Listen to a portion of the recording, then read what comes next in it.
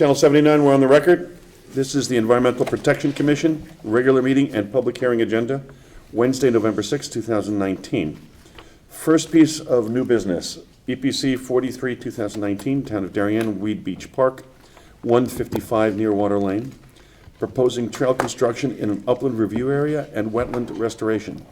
The site is shown on assessor's map, assessor map number 56, as lot number 3-10.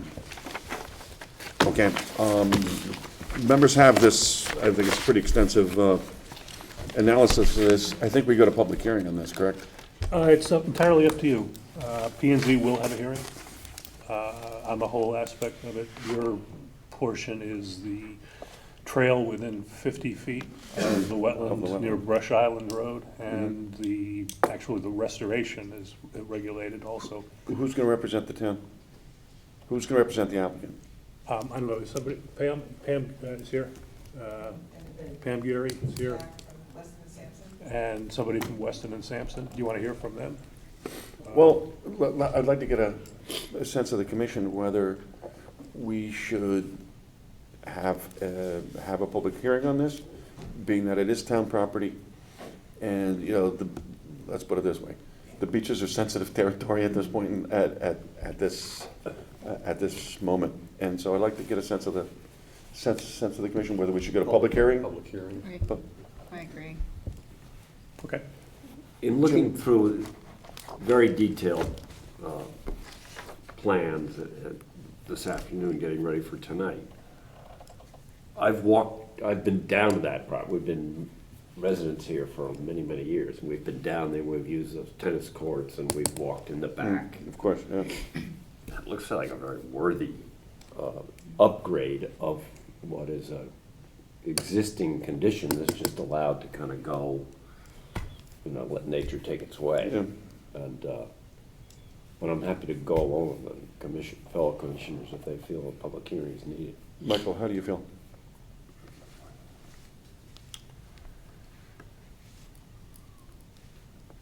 I would think maybe it'd be more applicable for the wetlands for the EPC to have a public hearing first. Yep. Okay. I agree with the public hearing. So, do we need a vote on that? Yep, you do. Okay, can I have a motion for a public hearing? Thank you, Susan. Thank you, Gunnar. All in favor? Aye. Okay, Aye. so Pam, we'll see you next meeting in December. Mm-hmm. Okay? But, no, Do you have questions? Do we have questions? That they can come back and answer at the hearing? See a brief overview. Well, can you give us 5 or 10 minutes? Thank you. That'd be good.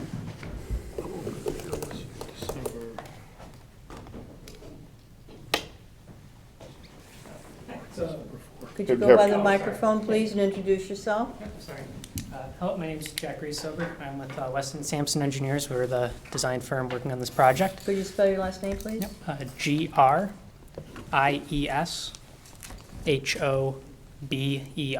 Thank you. It's a tricky one. Yes, I wouldn't have guessed that one. So it sounds like most of you read through the plans. As a quick overview, this is a Weed Beach Park, and this area here, which was on previously the short lane parcels, and we've been calling them, was reviewed, and I believe we had approval on EPC permit number 3 of this year. So that was already reviewed, and the project scope has expanded a little bit to include this new multi-use asphalt trail that runs through most of the existing Weed Beach property. So it's going to hook into the proposed trails over here, and like I said, kind of meander through the backwood areas here. I believe some of this is already cleared out as kind of an informal, unpaved walking area, so this would be formalizing it, allowing ADA access. We're also going to be relocating the existing fitness equipment, which is kind of scattered throughout this section of the park over here at a main kind of conjunction point, so it's a consolidated area where users can enjoy all of that at once. In addition, we're going to meander around the existing wetland in the back, and as part of this, we're proposing to restore this wetland. It is a tidal wetland that is connected through a culvert underneath Brush Island Road to a larger area a little farther to the north. Aside from that, there's some other small minor site improvements. proposing reconstructing the parking area at the front of the existing buildings here, just a little more room for the path. It'll still be, town standard stall sizes, your standard access widths, all that. There's actually some oversized room there now, so we have room to expand, just to create a little more breathing room in front of the building for this pathway.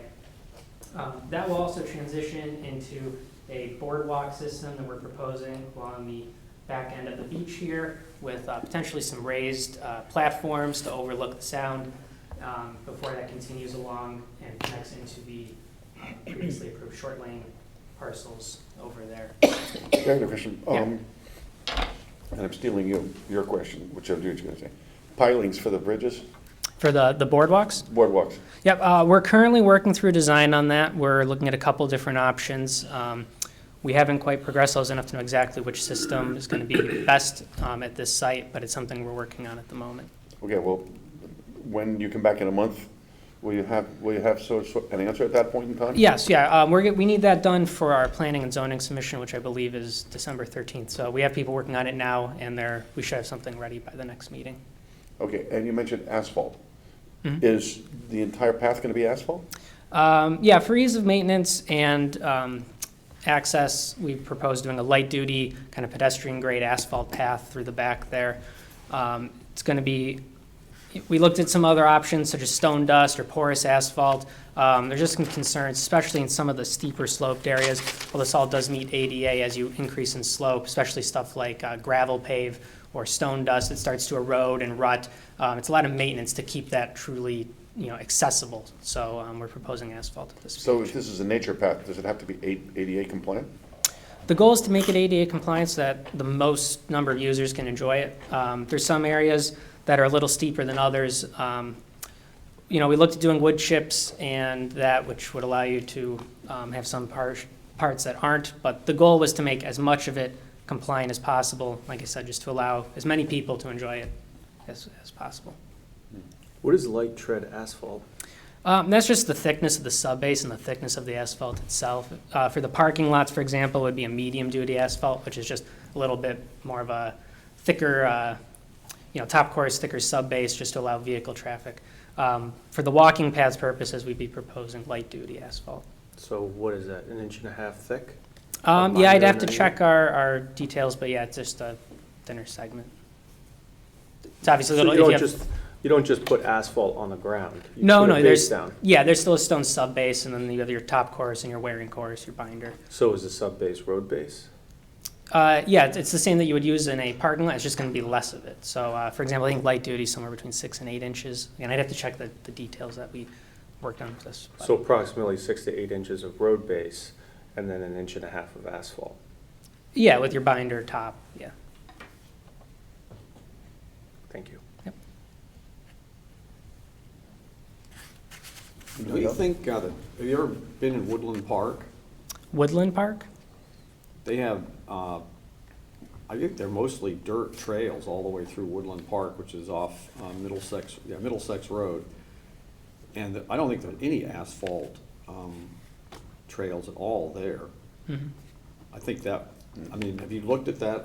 I know you want to make it accessible to as many people as possible, but it seems to me that, Well, remember, the goal is not just for walkers, it's a multi-use path, so you might have cyclists working or riding on it as well. I actually walked a good chunk of that this afternoon. I know there's several areas where the roots from the trees are kind of creating an uneven surface. I just went on a nature hike with my father-in-law who can't get around all that well, and he was having some trouble in a similar condition to that. So the asphalt is to create an easy, walkable, or rideable path. Well, you raise an interesting question then, because you can't choose the trees that are around your path because it's nature. Mhm. Okay, and so when you have trees and asphalt, okay, the roots are going to have their way, okay, and I don't care what the base is, I don't care. Yeah. They're going to take care of asphalt, and all I have to do is walk downtown, and that will prove it. The downtown sidewalks, and so that will prove it. So aren't you concerned that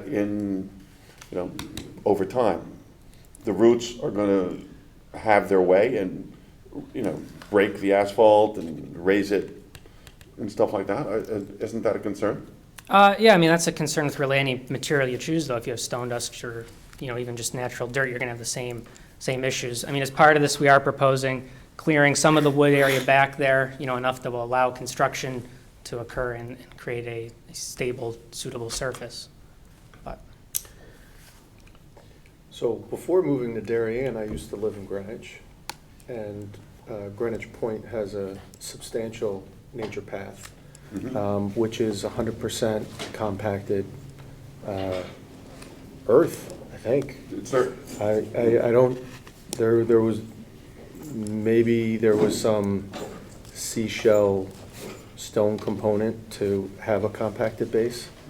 And it gets used very much, but it's not ADA compliant. People aren't really riding their bicycles on it, but people do jog and walk on it on a regular basis. So my concern would be, I think asphalt, I mean, I have to go back to the site and take a look at it, but there's quite a bit of topography. I don't think a light tread, 1.5 inches or 2 inches of asphalt Gonna make it? is gonna make it. And the topography is tough too. So I guess the question is what's the mission statement for this path? Is the number one most important thing to make it accessible for everybody, or make it a jogger walker path? Now, what's unique about Greenwich is there is that the trail, which is what this is, but they have a separate asphalt sidewalk component to that area. So the user could choose which path to take. But I would guess that the Greenwich walking path, or one similar in Westport, which is mostly boardwalk, someone's deciding who the target user is, and then the applicable path is going down. But I just think it's a whole lot easier to do wood chips or whatever than as, just in terms of maintenance going forward, than having an asphalt path, okay? I'm also concerned about garbage, okay, because, I have a little experience with that, with Weed Beach, having lived here all my life. And going in the back and,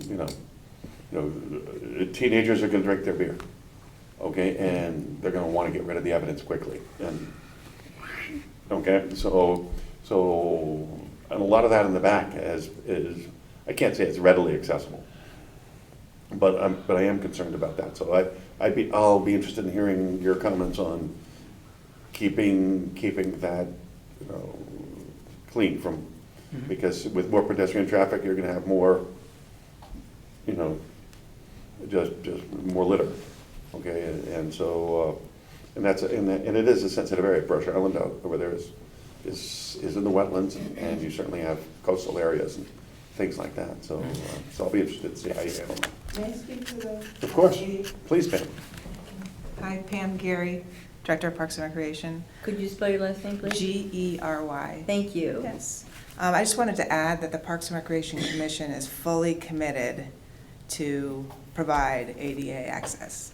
And any new park facility, amenity, we want to make sure it's accessible for everybody. And I know that biking here in town, very hard to find a place to bike. We see young kids in the parking lot with scooters, tricycles, and to have a place for them to do that safely is really our goal. You didn't do that with Diller. Diller is wood chips, right? Right, but that's cross-country running. Well, it's a walking path. It's a walking path, but It's a walking path. True. And part of it is not a walking path, part of it is, a wood kind of boardwalk. boardwalk. a walk, Yeah. that is not part of the cross-country Right. trail. But the goal behind that project was cross-country, was to get the kids off the street into a safe place where they could run, and then it could join into the high school. Okay. So I understand what you're saying, but really the goal behind it was to get the young Mhm. joggers and athletes off the street. Okay. Anybody else have any questions or comments? So, okay, we'll see you in a month. December. Great, thank you. What is the date on that, on December? December 4th. Thank you. Double check. Okay, the next is public hearing, EPC 40, 2019, Michael Donahue, 765 Hollow Tree Ridge Road, proposing a two-lot subdivision and construction of a new house and related site disturbance in a regulated area at upland review area. The site is shown on Assessor's Map number 3 as lot number 38. Mr. DeVesta. Good evening, Doug DeVesta, professional engineer, represent the applicant.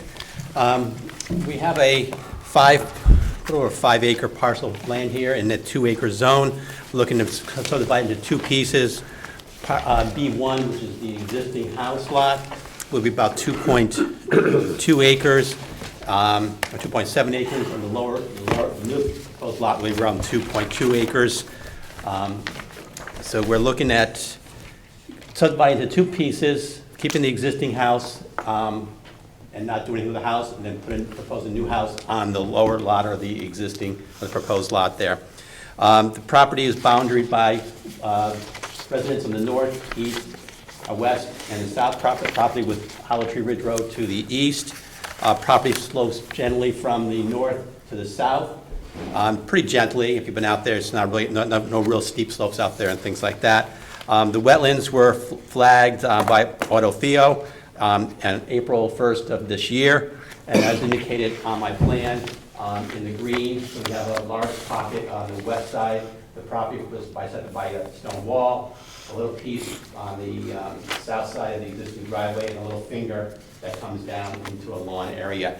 Matt Pop is here. He'll go over a little more details of the wetlands and the mitigations and things like that for the project. So again, for the proposed project,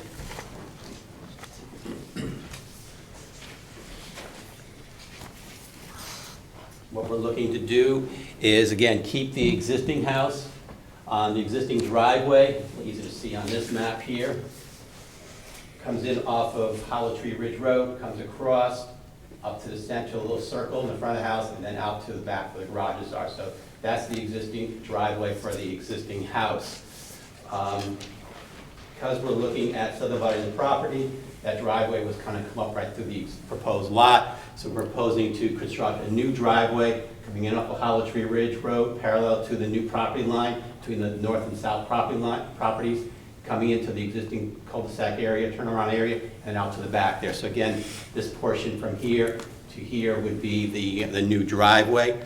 On the proposed lot, we would eliminate the driveway that's currently going across that property, taking the same entrance, bring that to the driveway, providing a house with the driveway access from Hollow Tree Ridge Road. We did soil testing investigation for the existing house. We had to do a code compliant for the existing house and primary reserve for the new lot. The existing house septic system, you'll see single lines in the yellow. That's the existing system. We propose a code compliant system in the general same area as the existing. And then we show a code primary reserve area for the proposed lot for a 5-bedroom house on the southern portion of the property itself. That's been approved. That's, I was just going to get into that. This was sent to the health department for review for feasibility purposes only, and it was approved on October 30th. We have a letter for that. I don't know if Rich, you got a copy of that or not. I do have a copy. Okay, so there's a copy in the file that we did get approval. Feasibility for the one septic system for the existing house and the primary reserve for that. Obviously, we got to design it for once the lot gets sold or whatever they're going to do with it at that point. So then we looked at the drainage for this property. We didn't do anything for the existing house, because again, that's an existing house. It's not being disturbed, not being taken down, raised, or reconstructed like that. So we left that as a natural, left it as existing conditions. The proposed lot, we looked at as a fresh meadow, which is required by Section 880 of the Planning and Zoning regulations. And as you've been out there, you'll see we've got a tennis court, so we could take that into consideration for impervious surfaces. So we looked at that as being a fresh meadow approach to it. So we had a look at it and we took the existing proposed house. It's a conceptual house. We're not sure exactly what they're going to be building, but This conceptual house would be felt as something that would be the size and the shape of a house that would fit on his property. So we providing runoff and detention for this proposed house and the driveway and the other disturbance area. We're providing a detention system located in the rear part of the property there. We provided reduction in runoff for the 2, 10, 25-year storms and 50-year storms as required by planning and zoning. We've also looked at the erosion controls. We would provide silt fence, downgrading of any disturbed areas right along the stone wall for the property house, for the proposed lot, and along the southern property line, and then also along the southern portion where the driveway, the proposed driveway is going to the new lot we proposed. We also would provide some orange construction fencing around the wetlands pocket that we're looking to fill area to make sure to keep any construction activity off of that area. Each lot, the existing house has its own existing well. This lot will also have its own individual well. There's no community water or community water systems in that area, so it's all individual wells. At this point, I'd like to have Matt come up. Matt Pop did an environmental analysis of the property. He'll discuss a little more about some mitigation plans that we're proposing like that. At Friday afternoon or Friday morning, we got comments from peer review from Joe Canis. We have not responded to those as of yet, but we will be for the next meeting. I'm sure this meeting will be held over for another month.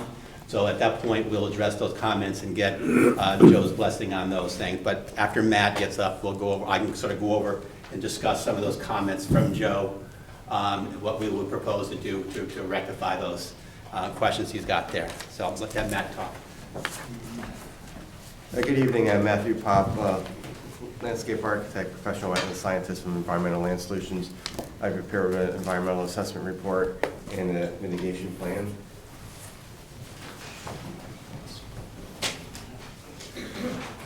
Everyone know these out?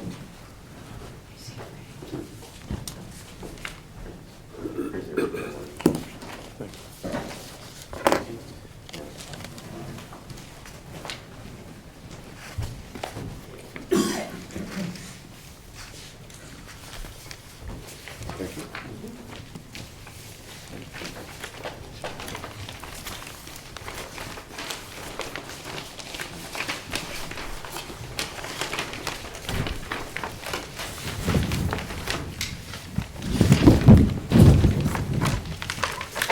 Thanks, Doug.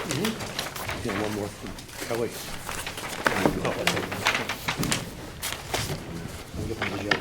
Yep.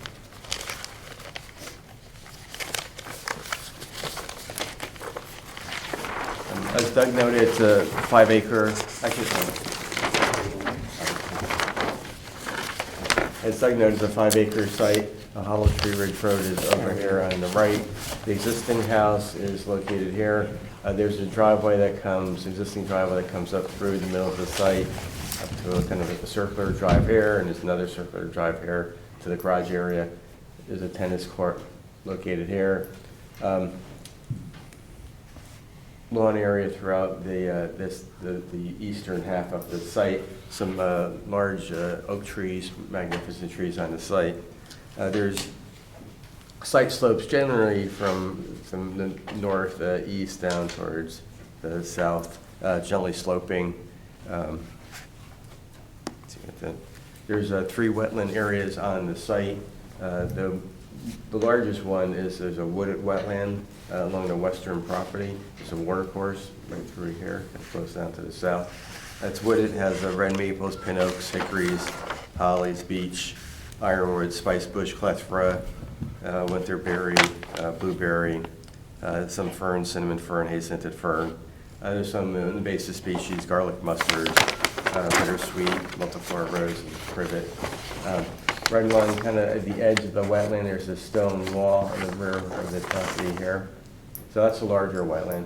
The second wetland, I'm calling it kind of the eastern wetland lawn area here. This portion, the northern portion, is wooded. Kind of got the same plants as in here, up here. But from here down south, it's a wetland. It's just a lawn area. When you're out there, you know, it's tough to distinguish between the wetland here and the upland over here, it doesn't look like a wetland, when you walk through it, you're not getting wet. The third wetland is, there's a drainage swale right here. It's about 50 feet in length, maybe 10 feet wide. Right approximately here, there's a drainage pipe from this wetland finger that cuts across underneath the driveway and discharges here. And then this small wetland pocket right here is the drainage swale. Water flows kind of towards the south, and it goes into the ground. So I'm thinking that where it disappears into the ground is probably a pipe, and somewhere it probably discharges to the wetland in the back. The larger wetland here has the typical wetland functions you would expect for a larger system: groundwater discharge, floodwater storage, sediment retention, nutrient removal, a wildlife habitat, some recreational opportunities too. But the wetland lawn area, a lot of those functions, they still have them, but they're just greatly reduced, and mainly because you don't have the density of vegetation there. We're proposing a new house here with a pool right here. The driveway's coming through here. The wetland impact that we're proposing is right here. The new driveway comes into the northern lot.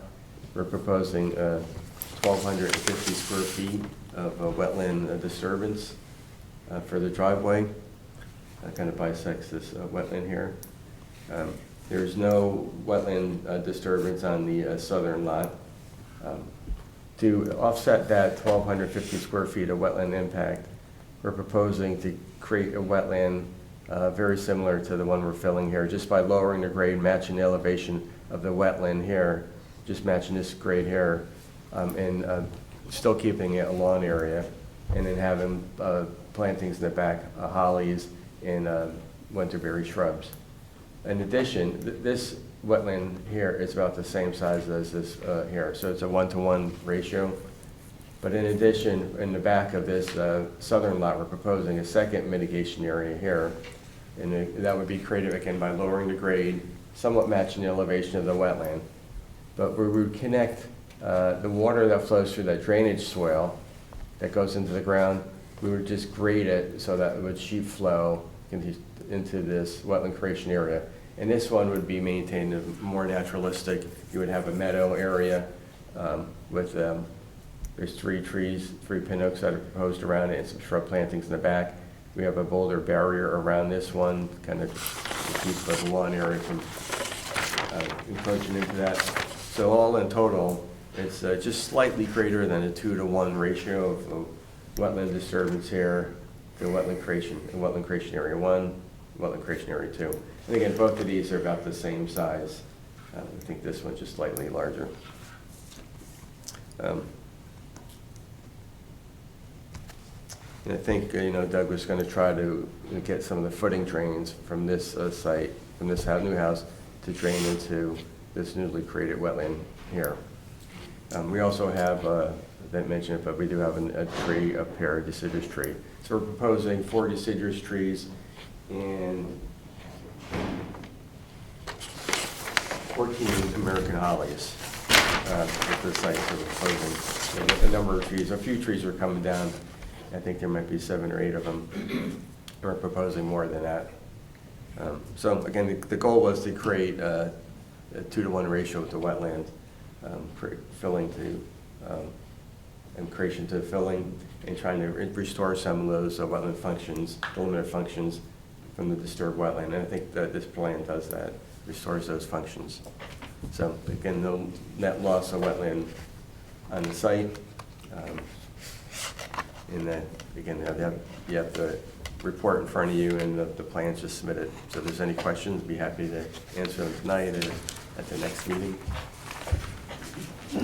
Anybody have any questions for? On the, I guess on the kind of western side there, when you really get heavy rains, like, is there a lot of standing water there? Because I never really couldn't walk back in there. In the upland area or in the wetland? The wetland area. The wetland, yeah, it's wet. Yeah. On the, right by the wetland line, it's so somewhat transitional, you know, but when you get further in, It's wet. it's wet.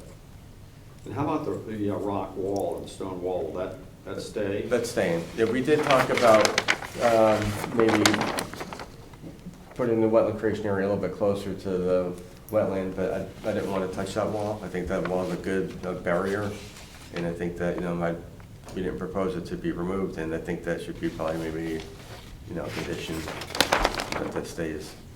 That is a good buffer. Can I raise a question?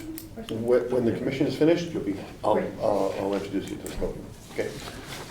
Flip back to the existing map, please.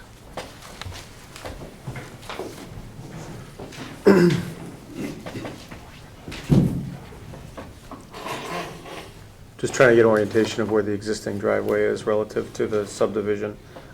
The new house goes. Excuse me. The driveway goes through It could- so- right here. This portion. Can you hold them side by side a second?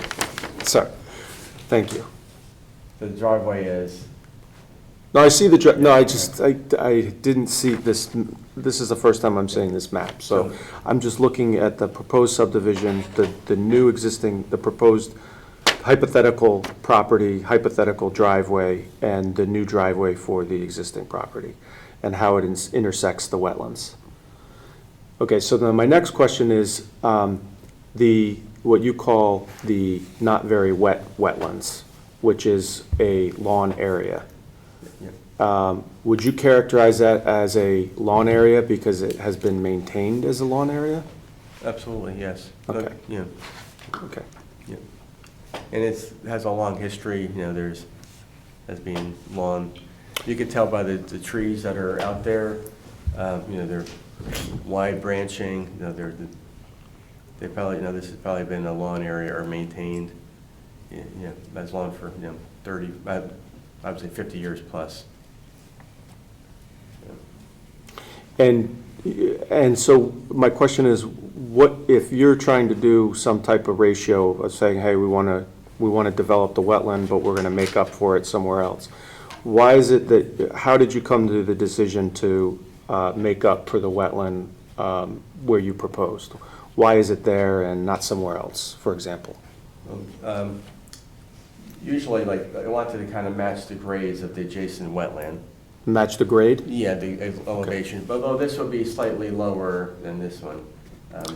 So why would you not restore the lawn area to a wetland area? This up here? Correct.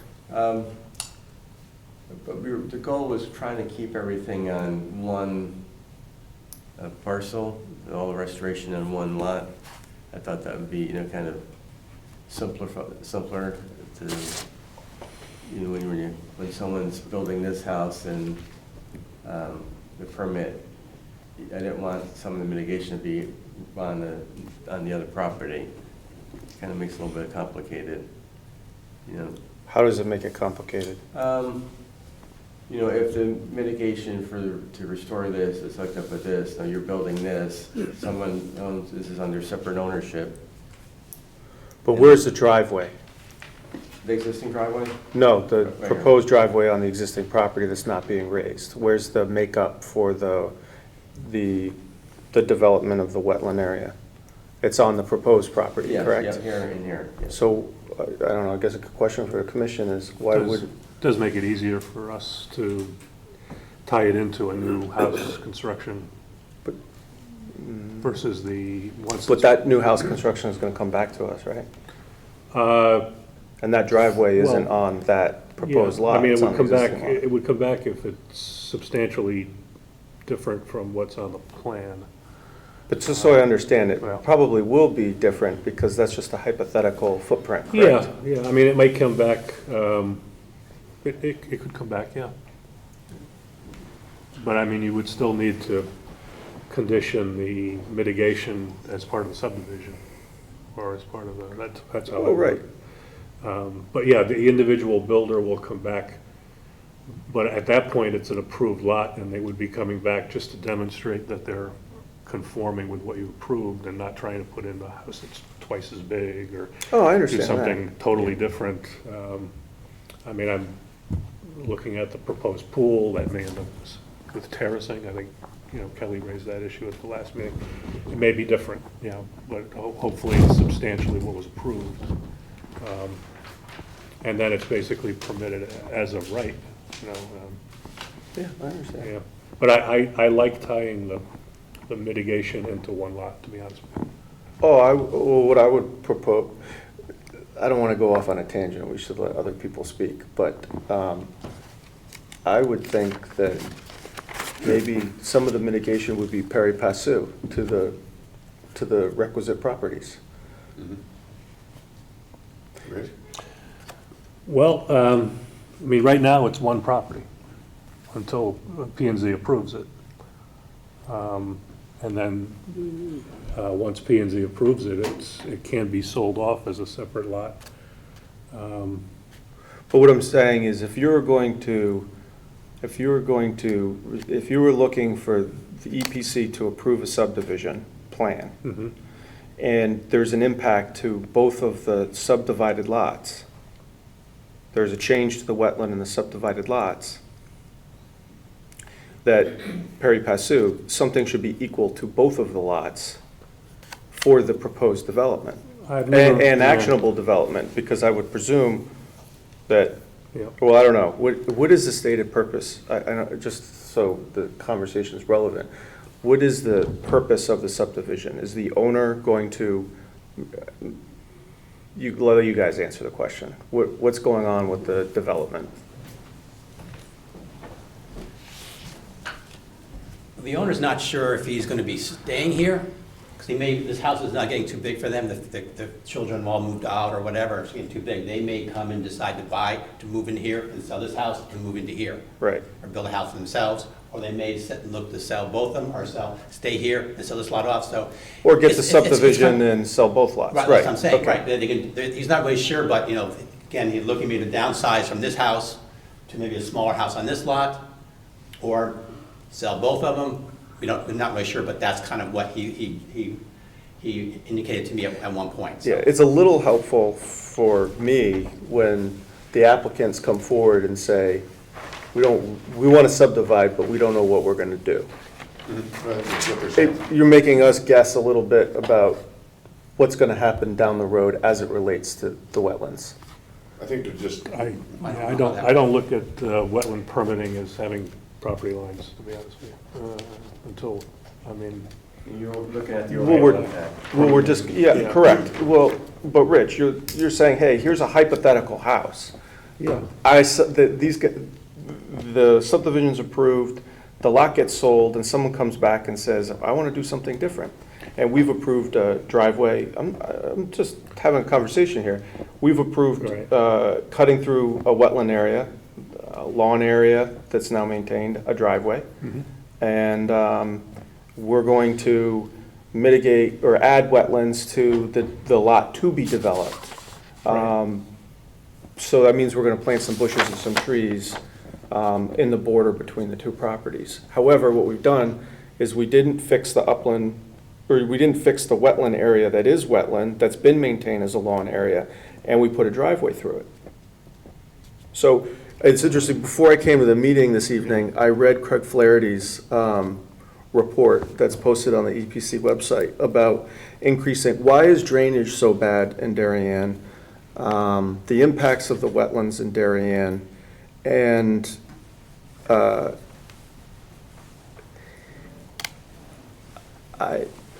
maybe I'm the protagonist on this. I think,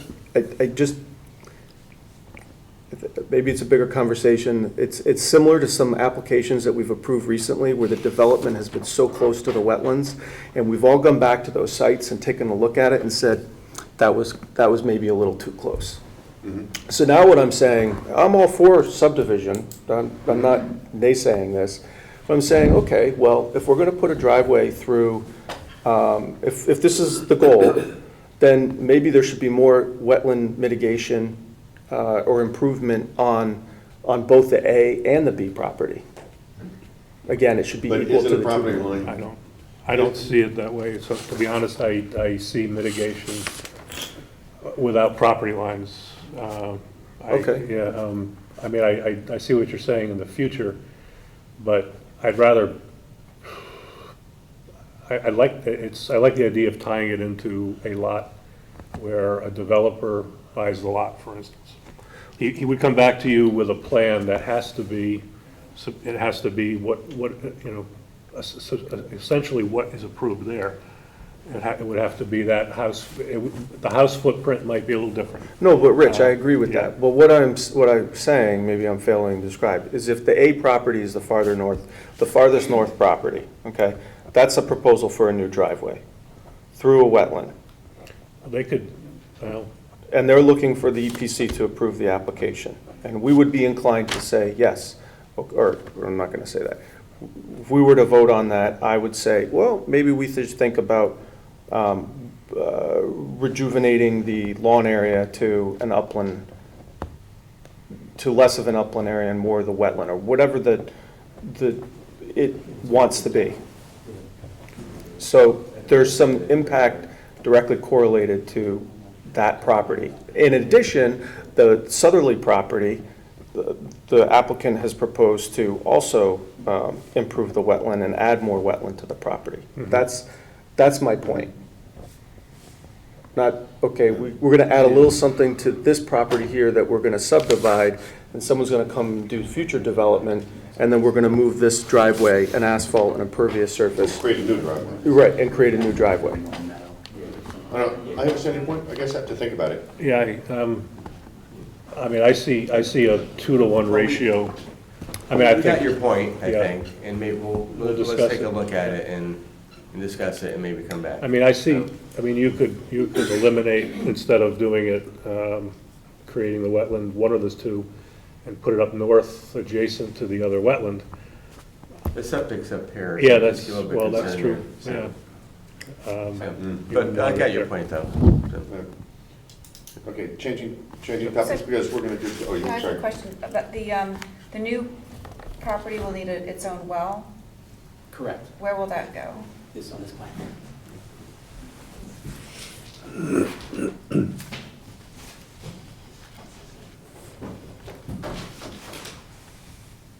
Over there. There, yeah. Again, it has to meet the certain setbacks for the septic systems and stuff like that, so, I mean, you can, pretty much, we're gonna go in the front yard. Has that been approved? The well? Yeah. No, it has not, but again, when we do a individual site plan for this, septic system will go design and we'll show a well location. Does that health department has to approve wells? Wells, correct, correct. Just one more point. I mean, if you had a 10-lot subdivision and there were one wetland crossing, which, you know, wouldn't happen in Darien, but it happens in other towns, you would have potentially a wetland mitigation, you know, on one of the lots. And, or for the road crossing, you might put it in an open space and something along those lines. And then none of the lots would have, you wouldn't apportion I wetland can tell you creation what to each of the lots. recently happened in Greenwich with the 3-lot and a 5-lot subdivision. Abutting wetlands, not necessarily with wetlands running through the property to the extent this is, there were some pockets of it, and that 3-lot subdivision had to have a shared driveway for all 3 homes. Because they didn't want the driveway to touch wetlands, period. I guess it depends on the quality of the wetland. The wetlands were arguably lawn area, so the quality of the wetlands was poor. But again, that's another municipality that has much more Yeah. stringent. It's interesting, yeah. Well, they're gonna talk about it, and so, you know, I think they got it. I'll be interested to see what they come back with, so we can continue the conversation next. I mean, we're coming back next month to Next address month. Joe's comments, so we'll have the answer at that point too. I got a couple of questions. Doug, so what's the net either reduction or increase in impervious surface to the property? It's probably in here somewhere, but. Well, I don't think I put it in my calculation, I put it in my report, but I did calculate it last time and talked about that. The existing pervious surfaces, with the existing house driveway, looking at it, these are the existing conditions here. That's with the tennis court and the house driveways and all that. We've got around 20 almost 28,000 square feet of that. The proposed impervious areas, which include what we're showing on this plan here. Again, we're looking at this driveway, existing driveway, house, proposed house, and driveway, looking at around 25,000. So a reduction of almost 3,000 square feet. And also, what kind of materials, I know it's on the south lot, it's theoretical because you don't even have a plan yet, but the driveways, what are they going to be made out of? Probably paved. Asphalt? Right. And that's been taken in consideration when we did our drainage calculations. This would be impervious, and then drain it down to a detention system. Have you done perk tests on the new line? Septic, yes, but not for drainage. Not for drainage? I will go out there and do that. That was one of the comments Joe had brought up. Okay. When I did the soil testing here, No, because that we determines were caught in the rain. the depth of the basement for me. Right, Okay, well, so- well, then just to get on that point there, I did look at that. I know you mentioned that question last week about that. We have a proposed floor elevation. Eric, what I'll do is I did a little diagram here. I've got a couple of copies here. This will actually help you appreciate what we're doing. Let me share that, Ron, just a couple copies. What you see on the top line is the first floor elevation, which we have on the plan here at 189.4. We figure we got top of foundation about 14 inches from the first floor to top of foundation. Gets you around 197.2. We figured a 9-foot basement that brings it down to around 188.2. And the existing grade coming right through the existing house here, we've got it at 193. So we're looking at around 4.8 feet into the ground. So it's not a lot into the ground there. Yeah. Looking at test hole number 111, which is right on the corner of the garage right there. That's probably the worst test hole we had out there. That was around 14 inches. And then looking at test hole number 107, at around 37 inches. So you can see that we've got approximately, from test hole number 107, which is the lower one, 37 inches of modeling, which again is potential ceiling high groundwater elevation. We have about 1.7 feet of basement into the water, potential water, and then on this other test hole, which is really going to be a slab in that area, it's around 3.6 feet into the potential groundwater. So again, we're not 6 or 7 feet into the groundwater. We're a couple feet into the groundwater, so which is potential groundwater. So when I did my soil testing in June, we didn't hit any groundwater. Had solid modeling, but no groundwater. When I was out there, it was a nasty rainy day all day. So, but it was. But we will do some testing in the area of detention to address comments from Joe and make sure our detention systems will work in that regard. So. Okay. So I think maybe we have Joe come up, discuss his comments, and then I'll get back up and just verbally go over some of the comments, how we respond to them. Then we'll have a written response to Joe before the meeting, and hopefully get signed off by him before the next meeting. Okay. Good evening. My name is Joseph Canis. I'm a licensed professional engineer in the state of Connecticut. I'm with the firm of Ty & Bond, where I'm a principal engineer. We were retained by the commission to review the drainage and stormwater management as well as the sediment erosion controls proposed for the property, for the subdivision. I issued a letter dated November 1st, and just a quick overview of my letter. I didn't see any major issues. I identified some issues with, minor issues with design, and I think they're all easily resolvable. And I'm sure Doug will tell you more about that. But in general, the stormwater, I agree with the approach. Just some minor issues I noted with some of the elevations of the detention system, and I also noted the need for testing of the area beneath the detention system that's proposed out there. For sediment and erosion controls, I made some additional comments to help improve and build upon what Doug has designed out here. For example, along the wetland here, adding a second barrier of hay bales as well as around these wetlands over in this area here to protect those during construction. So I made comments related to that, also to show the stockpile areas for the soils. And then I had some additional comments just about various miscellaneous things that were, again, minor. I did note it might, there, some additional trees beyond what are shown on the plan might need to be taken down. That's something maybe Matt and Doug could look at more closely before the next hearing. So those were basically the highlights of my comments. But I didn't see anything major, but there are a few issues that need to be addressed. Okay. Thank you. Thank you. Doug?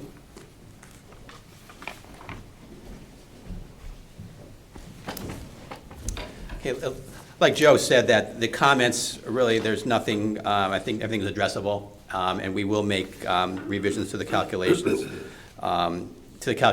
do soil testing that's required up there. We will beef up the erosion controls, as Joe's mentioned, hay bales, like I said, along the stone wall, along here, and up around the wetlands in this area in here, so those things will beef up. The tree issues, I mean, there are some trees up here. He talks about the critical root zones and things like that. The driveway, we're only looking at probably a 12-inch cut in the area and then backfilled with gravel process and then a wearing course on the driveway itself. So some of these trees up in the area where the existing driveway is, a proposed driveway is, I think we'll have a note in the plan that these, maybe an arborist should come out, take a look at the trees, give us an indication as to the type, the condition of the trees, and make any recommendations in terms of how we should proceed with those without taking them down, things like that. And there's some mature trees in that area, we don't like to take them down. Especially this, there's one area down here, I'm showing a contour going close to a 30-inch oak here. We can cut that grade back a little bit so we're not so close to that tree. So I mean, there's things we can do in that regards. The driveway, he has a comment about the driveway and 2%. The proposed driveway does meet the zoning requirements for 2% within 30 feet. The driveway for the proposed lot, we'll have to adjust that slightly, but it's not going to affect any of the wetlands and things like that. So, but we will have all these questions addressed, respond in verbal, through written response, revised plans, get those off to Joe, hopefully get a clean bill of health for the next meeting, and then we come in and address any of the comments the commission may have, and any of the members of the public has any questions like that. So I think we're in good shape that way. So if any questions for the commission, I'd be glad to help them. If not, maybe we'll. Any more questions for the commission? Ma'am, would you like to speak? Ma'am, here? Come up to the mic. Please introduce yourself. Here, please state your name and your address. Yep. And then, My name is Ann Burley, Burleigh, and I live at 2 Crooked Mile Road. So I have the contiguous property to the Donahues. I guess just for the commission's sake, what you don't see on this plan is that there is a large pond. So this is our property, and there's a, so there is a pond and a stream, which is, I'm just concerned about the drainage with a lot of new construction, a lot of impervious, a new driveway, et cetera. So I just wanted to make sure that everybody understands that, as you said earlier, drainage is an issue. And the way I believe you stated that the drainage sort of runs kind of down this way towards the pond, which is, got fish, and so I just want to make sure that everybody understands what our house with the land around this proposed property is. okay, and just for your information, the new house will, and Doug mentioned it earlier, will have to retain all water for 24 hours for 25 or 50 year storm. That's code in Darien. So the idea is not to increase. The idea is not to increase or decrease runoff into the wetland. Is to maintain the wetland. Okay, so I think that's critical. The impervious surface is going down by a little over 10%. Right, they said it was. Which is, I think, I think is good because then the land will absorb more water, quite frankly. But as we do know, construction changes drainage habits, and that's just a concern. And I'm not, I just really wanted to learn more about what was being proposed. And as you're saying, taking down trees, I personally would propose for adding some more trees, if it is the right thing to do, so.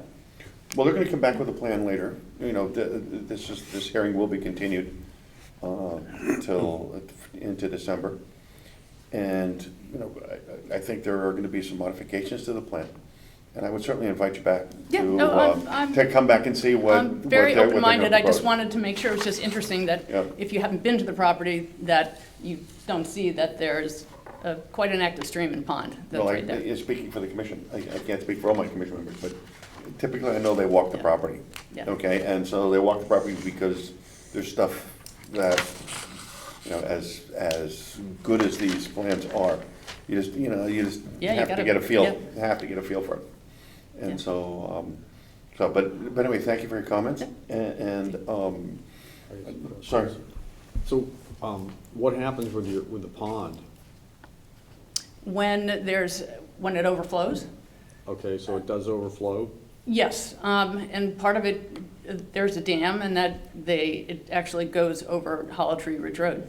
It actually is a wet area very often, and the water backs up the stream, backs up country, and it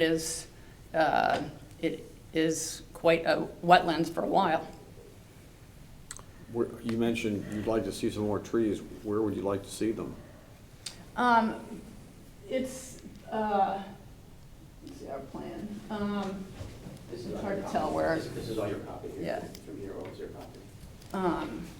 It's sort of thin-ish around here, and I guess this is where some of the proposed taking out a couple of the trees are. And that was sort of the area that, to me, would make sense. Where is your house relative to the proposed? We have a cottage, we have a building that's right about here. Right. And then our house is further down here. Okay. The grade goes up, the pond is lower, and our house is actually graded above it. So the flooding of the pond has nothing to do with our house. And is your driveway off of Hollow Tree Ridge Road? No, it's off Crooked Mile. Okay. See it right here. This is her house. So her copy right here.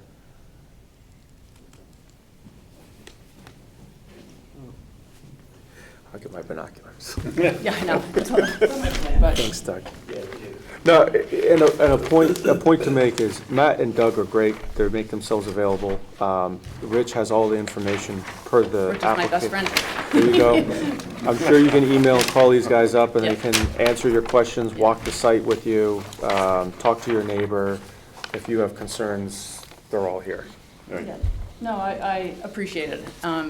And thank you for all your work that you do on behalf of the environment here. So I just thought I would come and see a little bit more.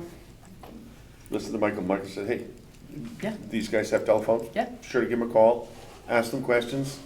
Rich is the representative of the town. He's certainly here, 8:30 to 4:30. And so he has access to all this also. So please, we welcome your intervention. Yeah, just a concerned neighbor. I love the dog use. I hope, it all works out, but I just want to make sure that my fish survive over the long term. So, thank you. Thank you. Yeah, and the short term. So December 4th? December 4th is, December yes. 4th. Yeah, we're going to continue this till December 4th. Okay, we're moving on to agent approvals. EPC 41, 2019. Town of Darien DPW has on Locust Hill Road is proposing a sidewalk construction in an upland review area.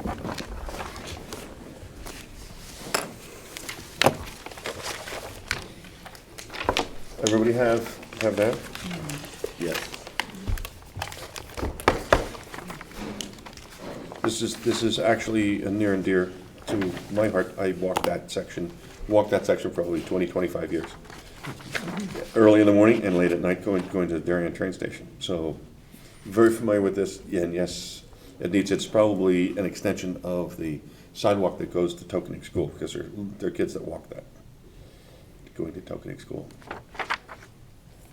Oh, anybody have any questions for Rich? Nope. No? Okay. EPC 42, 2019, Lawrence Stevens, 14 Raymond Street, proposing dock construction in upland review area. The site is shown on Assessor's Map number 36, is lot number 98. Everybody got that one? Is there any questions for Rich? Read Rich's comments. Nope. No. No, okay.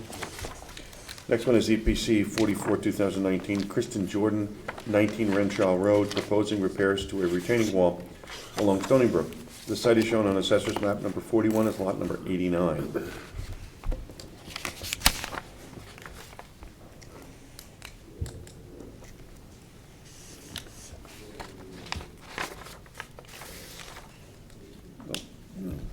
We can go take a look at it now?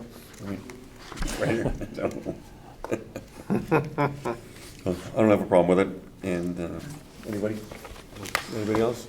No? Okay. Okay, other business. Status update, violation notice 22 Lake Drive. Yeah, Eric, you had heard about this, I guess, not sure how you heard about it, but this is on hydraulic, or on Aquarian property, slight an encroachment. So I sent them a notice, they've gotten back to me, they are going to hire, I think they need a soil scientist. They may or may not need an engineer, but they'll need to essentially just remove the material, and then they would need somebody to propose some replanting.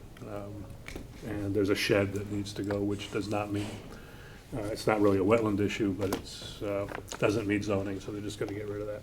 So they were responsive, but, it's gonna take them a little bit of time to get the right professionals, the surveyor back, and the soil scientist in particular, to determine the depth of the fill, which probably is from 0 to 1.5 feet, something like that. But they'll be able to tell. They'll be able to. Oh, they'll be able to tell? Yeah, they'll be able to tell the original soil horizon. And I've been in touch with Aquarian, and they're basically, letting the town take the lead in terms of restoring the area, and I'll keep them informed. And I imagine they want to, enforce their boundary, because they have property. Yeah, there's at least one other property that has like a shed that I think is encroaching, that's not really a wetland issue on that at this point. Could be zoning, but, they do. They have a lot of property. And, when they find, encroachments, they can enforce. But in this case, since we're taking the lead, they're fine with. Okay. Yeah. I just want to make everybody aware of that, because that was. So it'll come back at some point, How did we find out about this? That's a good, there was, Woody from the office was out looking at another site nearby and noticed the activity. And he let me know. And so going out there, I met with the owners, and, let them know informally, and, what was going on, and then sent them a notice. Notified Aquarian, and their person got back to me. And, they said they would be willing, they would cooperate and respond and do what they need to do. So it hasn't been very long, so, it's gonna take them a little time to get it together.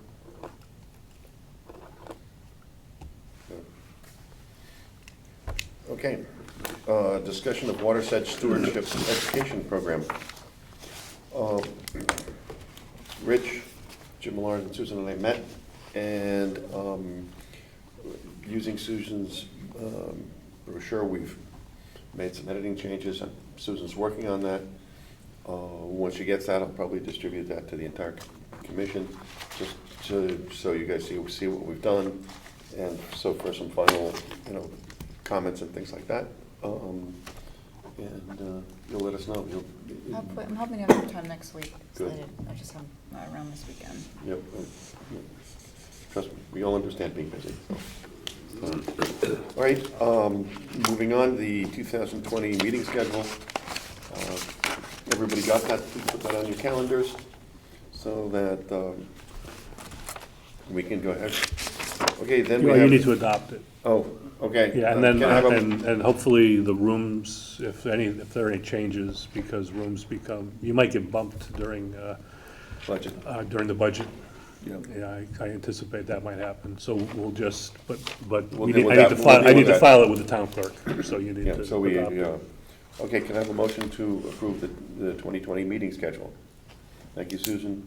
Thank you, Gunnar. All in favor? Aye. Okay. Moving on to minutes of October 2.